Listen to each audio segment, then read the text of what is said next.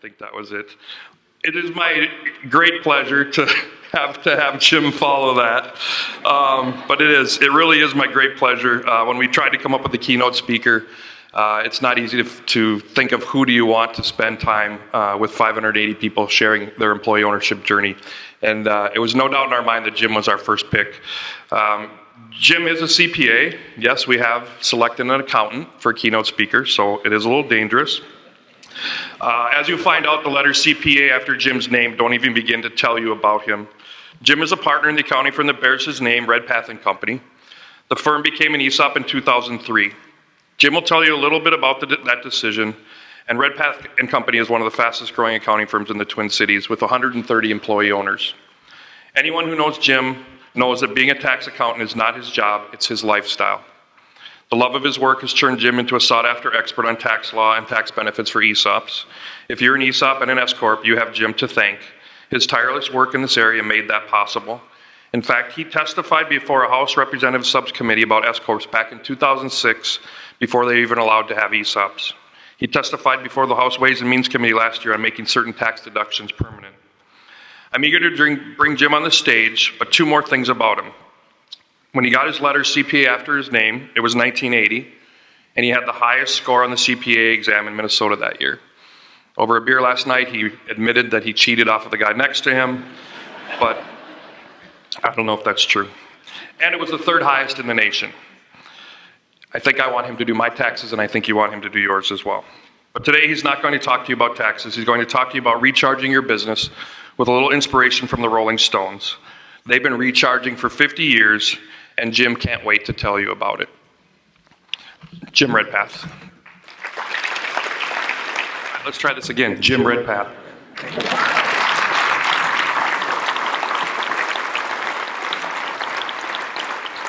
Good morning. Well, what you missed there was an awesome video about the Rolling Stones, and it gets me all pumped up. Shows what they did for the 2015 Stones tour. I'm a Rolling Stones fanatic, as you can see.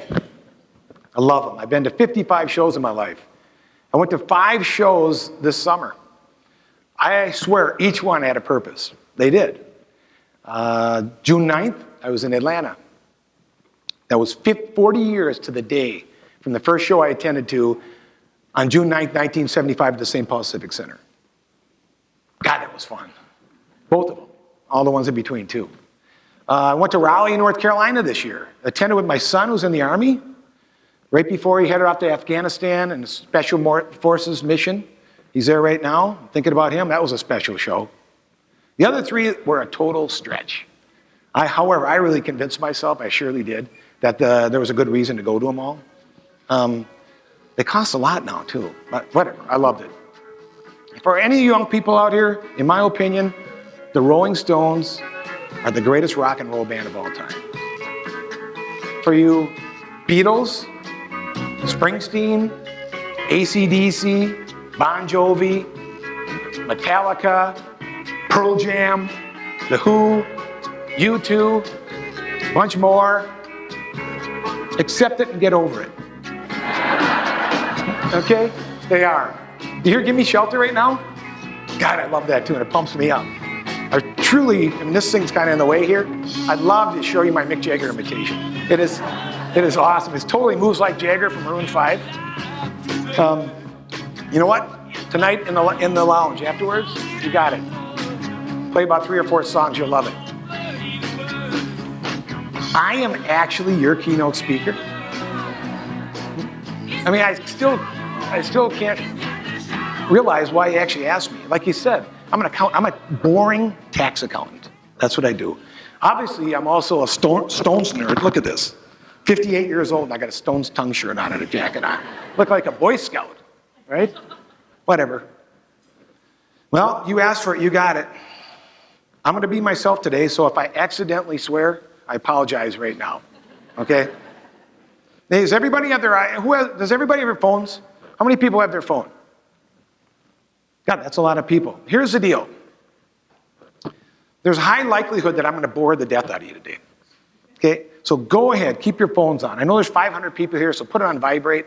I don't care. Take your calls, do your emails, check Facebook out. whatever you want. Do some texting. I'm going to do it. I'll probably get a call here during the show and whatever. I'm going to, I got a lot of stuff going on too, who cares, right? All kidding aside, I'm truly, truly excited and honored to be here. My three loves are obviously number one is the Stones, tax law, and ESOPs. You're going to have 2 days of awesome ESOP topics. What I want to do is tell you about the Redpath ESOP experience. We were an absolute comedy of ESOP errors. Totally. I was working with Liberty Check Printers, an ESOP company, working on S Corp and ESOP legislation and lobbying, helping them establish their ESOP. I was gaining tons of ESOP experience, tons of it.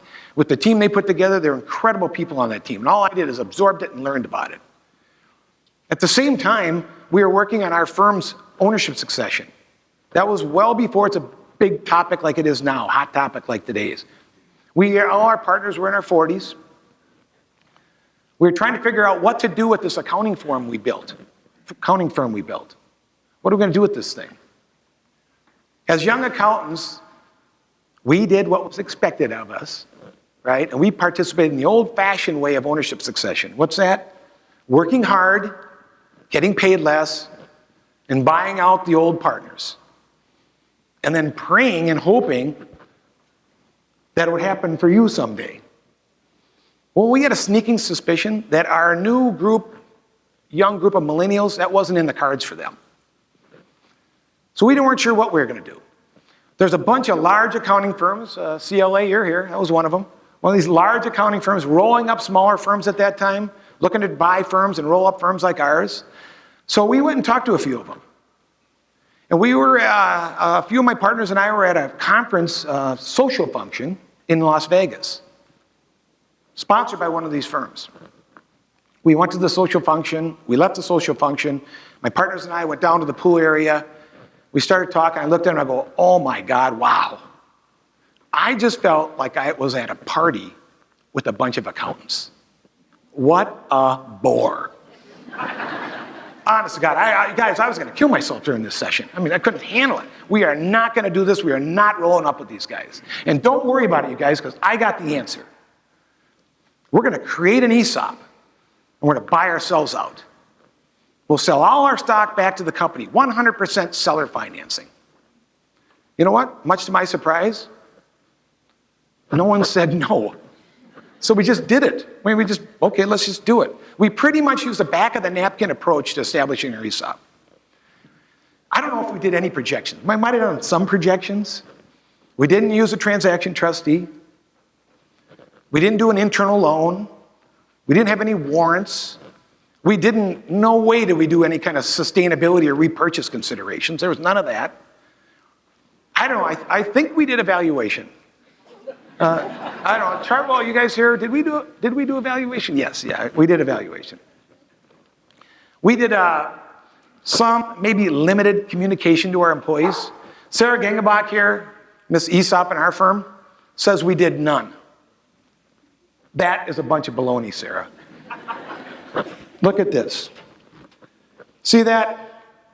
One day when people came to our firm, whatever the date it was, we handed this to them as they came in the door and said, hey, by the way, we created an ESOP. Put on your shirt. That was it. I mean, that counts as communication, doesn't it? So don't tell me we didn't do any. We did some. We found out later that about only 5 accounting firms had ever established ESOPs. Hey, don't get me wrong, you lawyers out there, Steve, we dotted our I's and crossed our T's and did it all legal, so it wasn't as bad as it sounds. We did it. But you know what, however, nowadays we'd never let our clients get away doing it the way we did it. We'd make them do way more analysis. We'd make them do way more plan design considerations. We'd make them do way more due diligence and a feasibility study. I hope to God when you guys created your ESOPs, you did more than we did. But we did what we did, and we're an ESOP, and we're proud of it. We did it because we thought it was cool and would work for ownership succession. We really liked the idea of all generations working together to pay off the debt, to set up the company, to regenerate ownership for the current and future generations of employees. Perpetual succession. We actually thought it was that simple. Isn't it? Well, we found out not really. We thought establishing the ESOP, we didn't realize that establishing the ESOP was just the beginning. We thought it would magically make succession work and employees happy and satisfied. We thought it was simply a means to our future success. Everybody in this room knows one thing. The ESOP is just paper with words on it. Have you ever read it? See, you guys lawyers write the words. I don't even know what they mean. All these provisions and rules and all this crap on there. That's what it is. Ours is 57 pages long. You know what happened to us? As our annual ESOP updates and ESOP statement celebrations got stale and boring, and ours got boring. It's the same thing every year, blah, blah, blah. And we hand out the fake statement to the people that are going to be in the plan someday, and someday you'll have this statement. It was boring. Fewer and fewer people were attending our same old ESOP committee-sponsored events. I came to realize that the ESOP is part of the picture, a really special part of the picture. That it really is. We're all special people here, right? But it is an automatic pilot. Okay, it is not automatic pilot. Something had to change at Redpath and Company. Something had to change. We made a commitment to get everybody in our firm, everybody, pumped up about the ESOP and the company again. We needed to. We did? We encouraged ingenuity. We encouraged decision-making. We encouraged enthusiasm. We encouraged creativity. For example, we adopted a new philosophy, and that was this, and it's a pretty simple one. If something isn't working, stop doing it. Try something else. I've witnessed it before. They keep doing the same thing over and over again, and it's not working. Just stop it. Try something else. We adopted a new business model.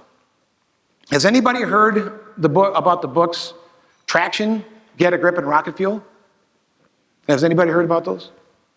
They are a must-read. Our firm lives and breathes the business model and process described in those books. We live and breathe it. It helps us stay focused, recharge, and generate a constant energy pulse. We adopted a change is good attitude. What's wrong with change? Change is good. We changed our accountability and organizational chart. Brian, 10 times, right? In 3 years. 10 times in 3 years. I drove everybody nuts doing that.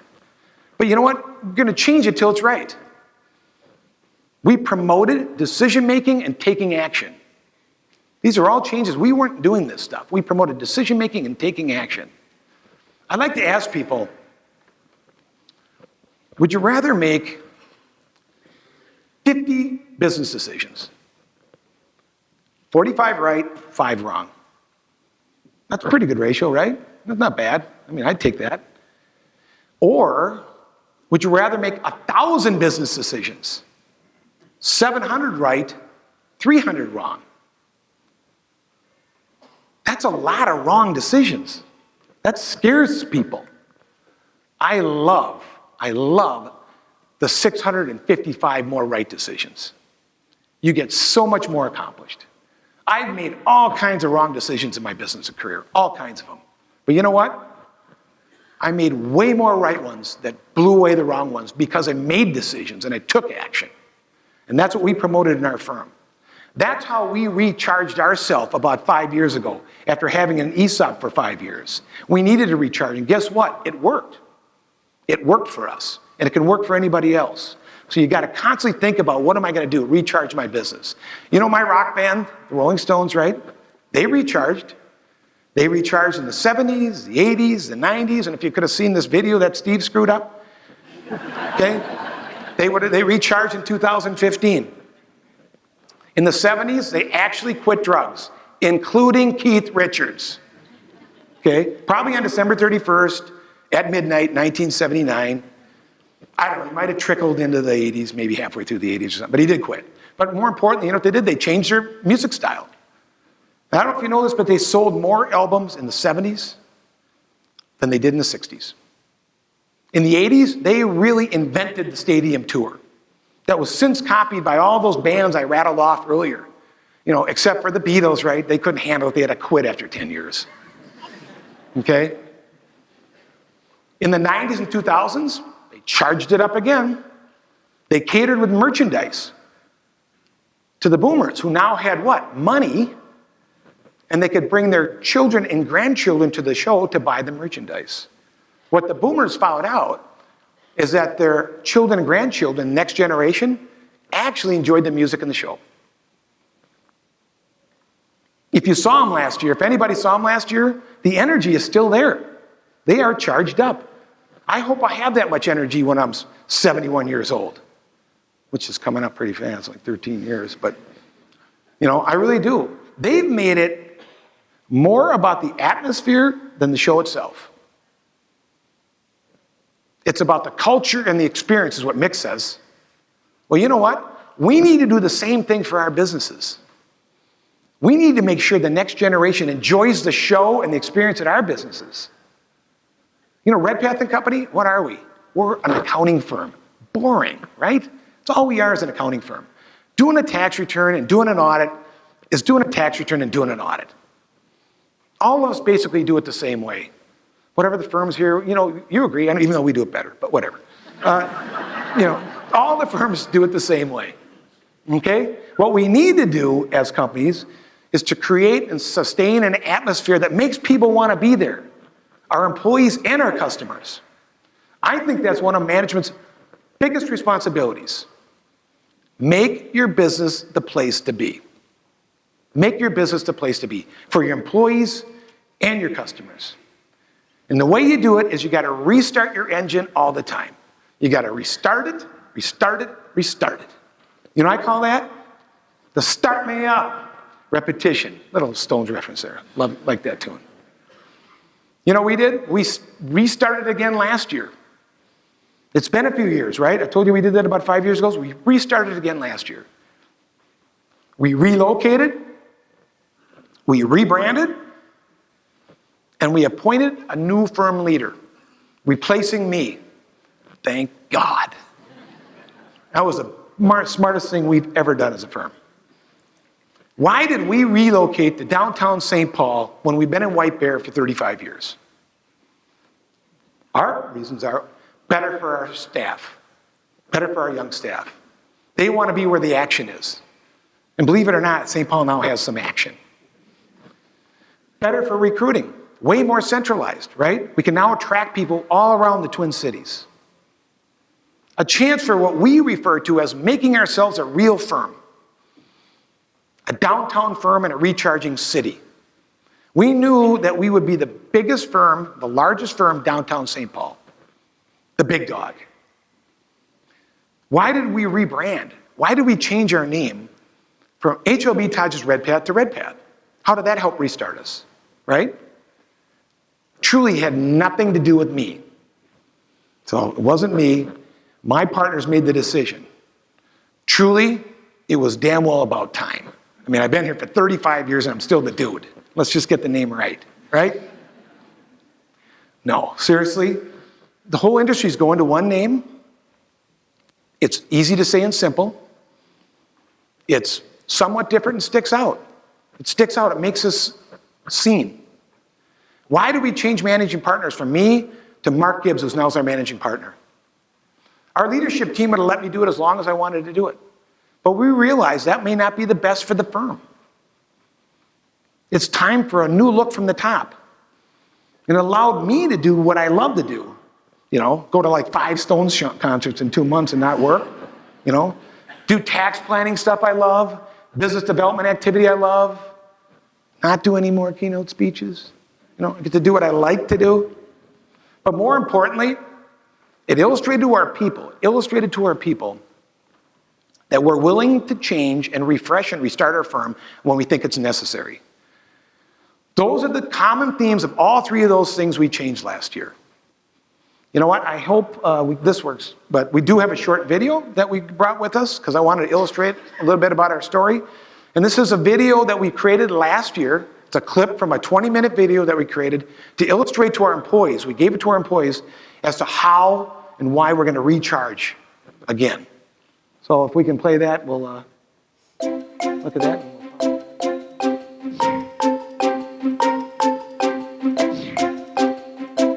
I love the rebranding. The logo is clean, it's cool, it looks young and fresh. It's sharp, it's crisp. Got lots of compliments on that. My favorite part of it. Well, thank you for watching that. That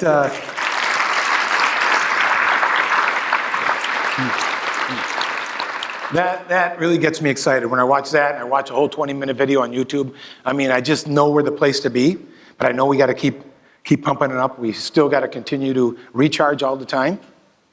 You know what? My phone is actually beeping here. There's a Fox News alert and there's a CNN News alert. You know what it says? It says the millennials are here to stay. Okay? The millennials are here to stay. That's a news alert. The millennials are here to stay. There are more millennials than boomers today. There are more millennials than boomers. You know what the perception is? That they're entitled, lazy, and needy. Right? You know what the reality is? They are. Who cares? Big deal. No, seriously, I don't experience that with them. You know, they do think and act differently, don't they? Sound familiar, boomers from the 60s, 70s, and 80s? They thought we were nuts. We actually took off the three-piece suit. And we're the ones who invented casual business wear. I see some of you guys didn't get that notice here. Nice suits, though. They look good. I believe the millennials are smarter than we were when we were their age. They're constantly asking, why are we doing it the same old way? That's a point well made in Gino Wickman's book, Traction. You know what? They demand to know more than we demanded. They want to be confident earlier that they're pursuing the path and the career they desire. They're asking smarter questions than we ever did. Heck, I didn't even ask any questions. I just put my head down and plowed away like a maniac, right? Don't fight it. Do not fight it. Embrace it. The key is have empathy, understanding, and respect for them, and ask them to have the same for you. Agree on common goals with the understanding that we're going to all achieve them together, right? But maybe in different ways, right? That's all. We're different. Big deal. You know, my colleagues will come into my office every now and then, shut the door, and they'll go, God dang, these little millennials, these young kids, I can't stand them. They're so stupid. And I go, really? Really? Let me tell you guys about a boomer doing stupid things. It was 1981. You know what that was? Another Stones tour year, 4 shows that year. Yeah, okay? My managing partner asked me to complete a difficult task. It was my very first business trip. I researched and worked like a madman preparing for the trip, right?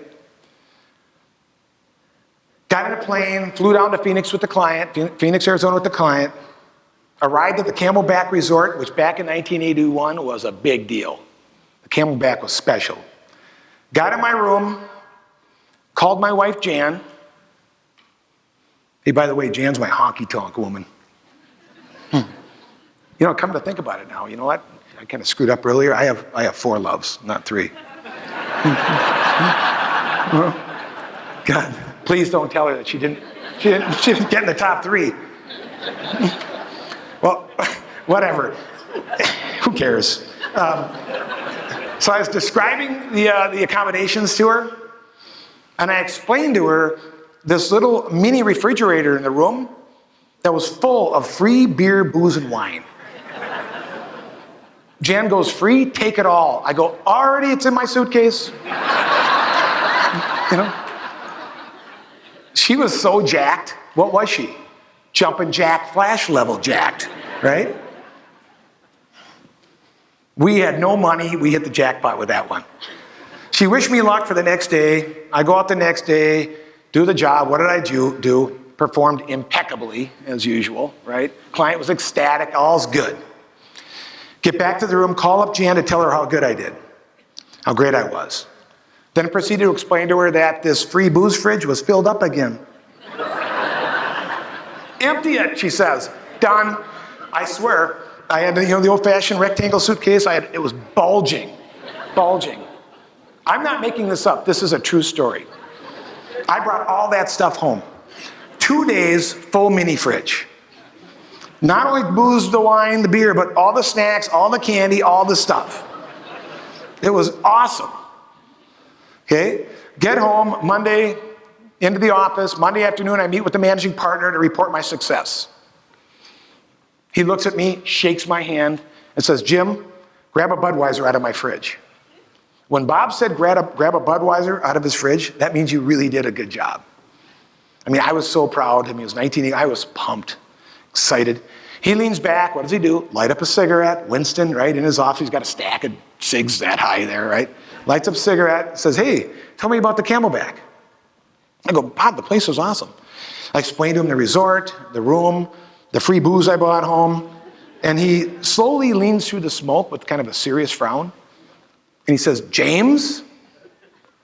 Now, when Bob says James and not Jim, my brain starts to work, because that usually means there's something wrong going on. Okay, it means I did something. When he called me James, it was usually I did something wrong. He says, James, what's the client's phone number? So somehow I get him the phone number. He gets the phone number, and Bob dials the number up, grabs the handle. Gets a voicemail from the client and says, Jack, Bob here, send me the bill. Click. Looks at me and says, James, that shit isn't free. You gotta be kidding me. I'm like, I'm gonna have a nervous breakdown. I go, this is not happening to me. I go, oh my God, this proud moment that I had is gone in a flash. My brain is trying to blame somebody. Who can I blame? Because I'm really good at that. I couldn't even think of who I could blame. I mean, what an idiot. I still feel kind of stupid about it right now. It like bugs me. It gives me a stomachache thinking about it. And honestly, I don't know any millennial that would do that stupid thing. That's that dumb. None. Not a one. Hey, don't get me wrong. The millennials, they know it isn't free, and they may even empty it as long as they can charge it on daddy's credit card, right? Because half of them still live with mommy and daddy. I get that part, but they wouldn't be as dumb as I was, right? No way. God, it still bugs me thinking about that. Actually, when I think about it, I'm not sure I know any boomers that would be that stupid. I don't think this is a generational deal. This is just me being an idiot. I shouldn't even have brought up the story, because now you guys know about the story. You know what, though? An important thing to understand, and maybe the moral of the story, is when all the dust settled, my managing partner was still really, really impressed with what I did on that trip, with what I accomplished. So don't lose sight, okay, of the good work the millennials are doing, even though they act and think in ways that you perceive as unusual or stupid. Truly take the time to understand your team. Take the time to understand your team, especially the young generation members of your team, because they are going to be different than you. They are. Back to recharging. Let's get the energy level up. I'm boring the hell out of you. I can feel it. Get the energy level up, right?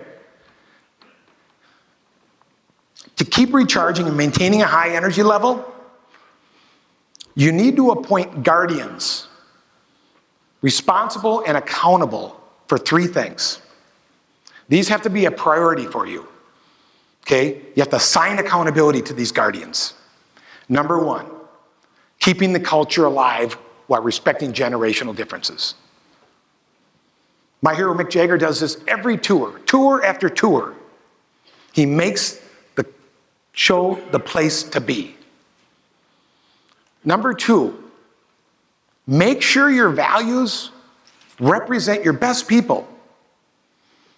Traction points out your values should reflect the type of people that you want to attract and keep. They should be adhered to and lived by all. Let me tell you the Redpath value story. I was walking down, I love telling stories. I was walking down the hall, looking, after I read the value chapter in Traction, I was walking down the hall, looked on the wall where we had our values beautifully painted and portrayed on the wall.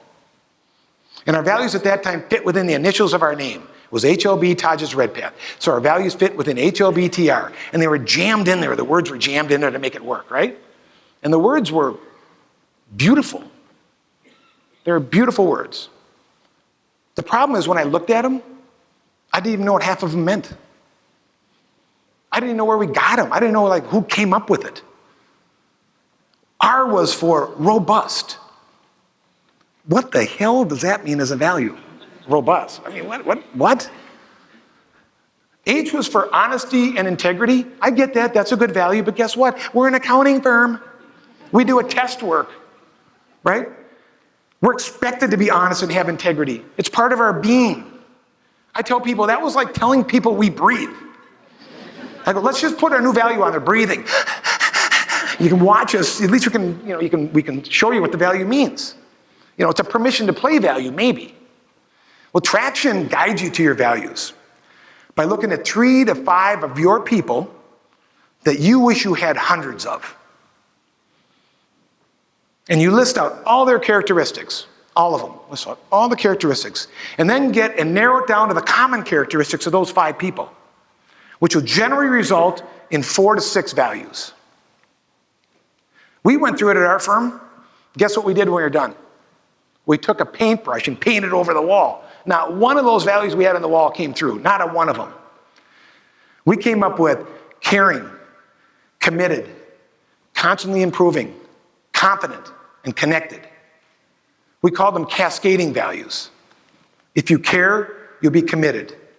If you're committed, you'll be constantly improving. If you're constantly improving, you'll be confident. And if you're confident, you'll get out and you'll get connected. Those were the characteristics of those 5 people we identified. They had all those in them.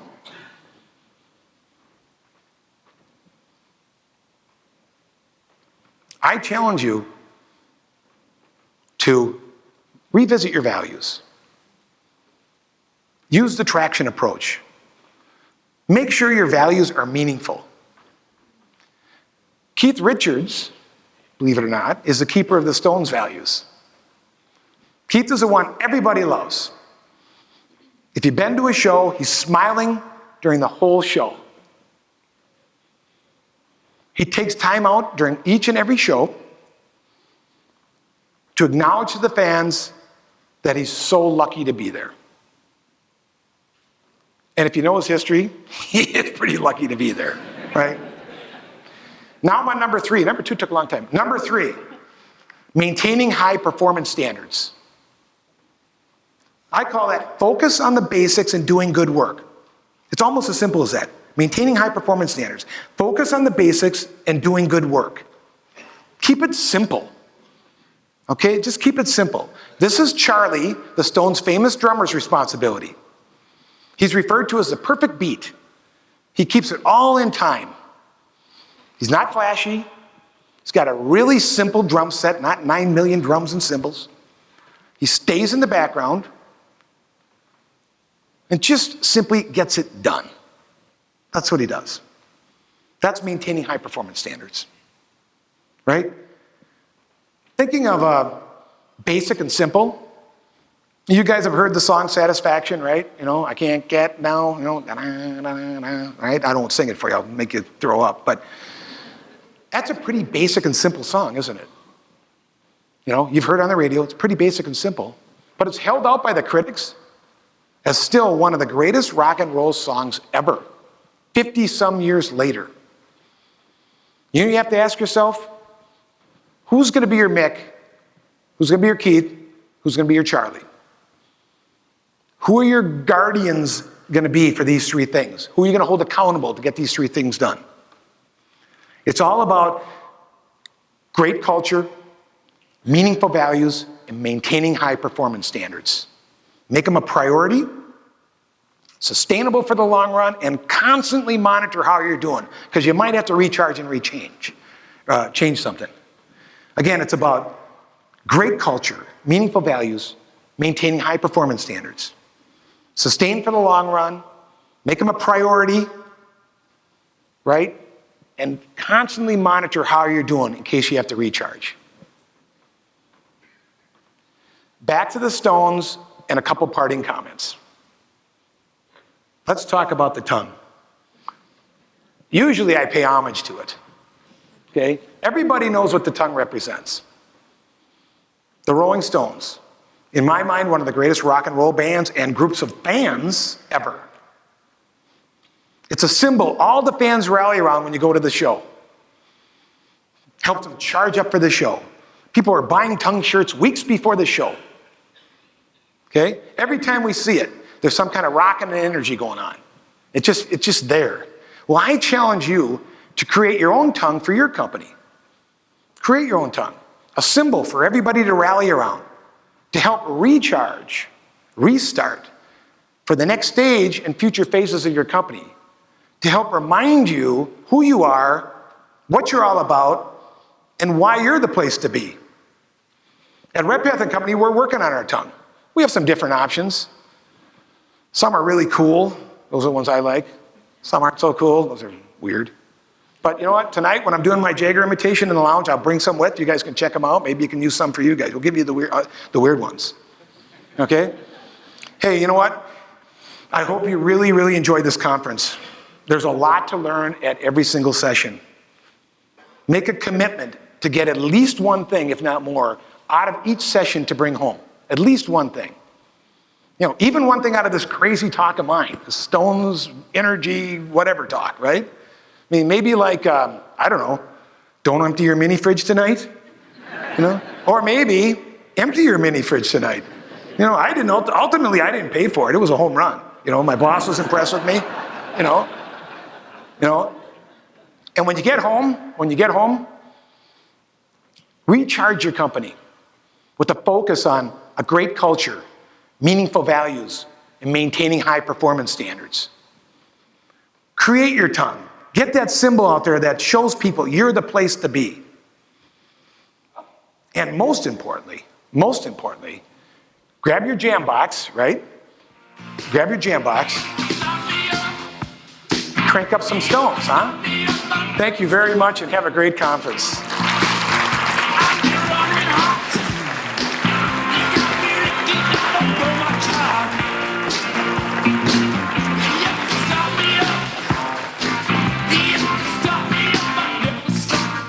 Make a good choice. Thank you, Jim. That was incredible.